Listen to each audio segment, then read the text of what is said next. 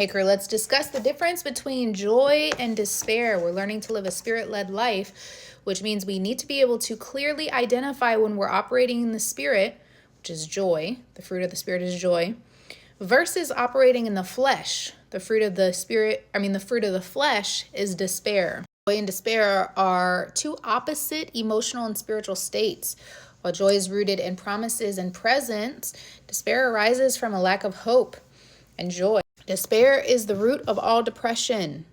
Depression is hopelessness. The Bible says hope is the anchor for our souls, both sure and steadfast.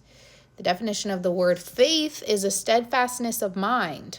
It says, I have not given you a spirit of fear, but of power, love, and a sound mind. When we are mentally unstable, it's because we are in a state of despair, which is rooted in a hopelessness, which means we have no anchor for our mind, our will, and our emotions. So despair weakens us mentally, and it drives destructive behaviors. The destructive behaviors are the fruits of the flesh. Despair is not just sadness, right? It is a belief that things will not get better, and they cannot. The Bible says that without vision, the people cast off restraint. Vision is mental sight. So without the mental sight of what God is doing, the foundation of the belief that you are not defined by your current experiences or your current circumstances or what you see around you, you are thrown into a state of unrestrained behavior. Despair is rooted in a lack of joy. Without joy, our perception of ourselves, others, God, the world is very affected. We walk around in a distorted view of reality. There's no joy and trust.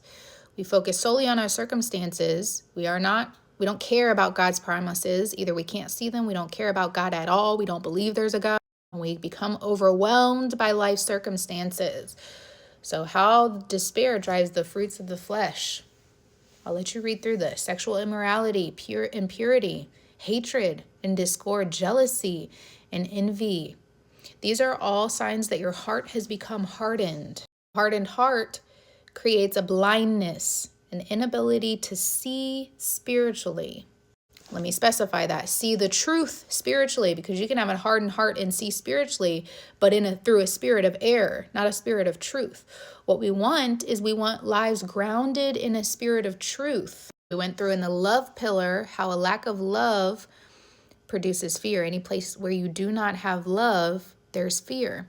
Fear is the root of idolatry by definition. Danger in idolatry is you become like the idols you serve, empty, full of fear, callous. Psalm 115 says this about idols. They have mouths, but they speak not. Eyes, but they see not. They have ears, and they hear not. Noses, but they smell not. They have hands, but they handle not. Feet, but they walk not. They that make them are like them. So is everyone who trusts in them. So if we do not trust in the truth, which is God, which is love, which is life, we become the product of the absence of that. The fruit of the product of the absence of that is the fruits of the flesh. God's antidote to despair is hope and strength. Joy does not come from your circumstances or what you can physically see with your physical eyes, but what you're able to see with your spiritual eyes, the mental sight. What do you see in your mind when you close your eyes? Fear of being transformed by the renewing of our mind, of learning God's word, of meditating on God's word day and night, is that when you close your eyes, you should be able to see in your mind the vision that God gives. His vision is anchored in his promises. This is how God's word comes to life. Joy restores hope. It fuels resilience. It cultivates the fruits of the Spirit. Next video, I will give you cycles of belief, cycles of thought rooted in despair, and cycles rooted in joy.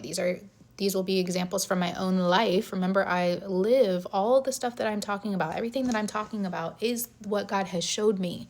I just put it in a devotional. I put it in information such as these videos for you guys to be able to consume to help on your journey with God. But I want to show you some tangible examples in the next video of the difference of thoughts of belief, the systems of belief, the thought cycles, when they're rooted in despair and when they're rooted in joy.